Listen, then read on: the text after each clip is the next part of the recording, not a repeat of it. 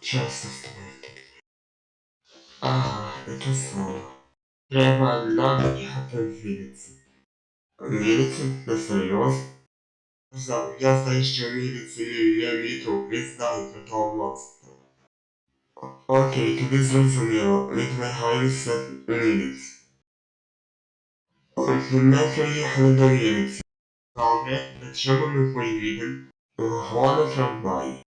На станції водорогу Затроцького жили дороги не туди. Добре, поїхали. Ось і наш трамвай. Поїхали.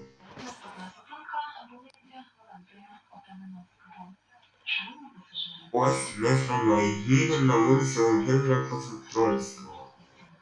Окей, поїхали.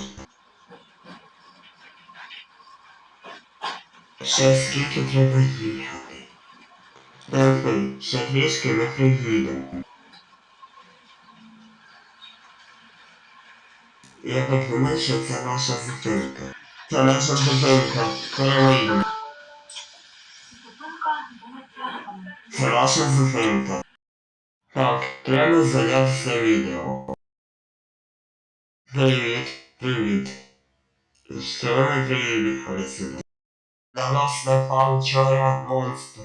А потім чуть він нас не з'їв. Монстр називається Сиреноголовий. Він опасний монстр, 12-метровий. Окей, їдем в ліс і там його не йдемо.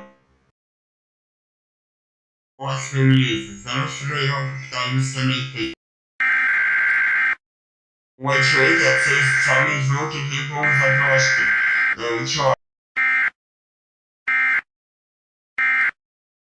Сиреноголовий рядом, треба швидше тікати, Макінча. Та який сиреноголовий, його тут нема.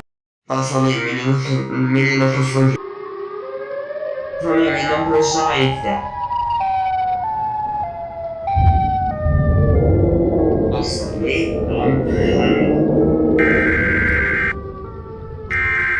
Якщо не помниш, що він через 15 хвилин пропав. Треба звідси тікати. Пацани, він пропав, треба швидше тікати.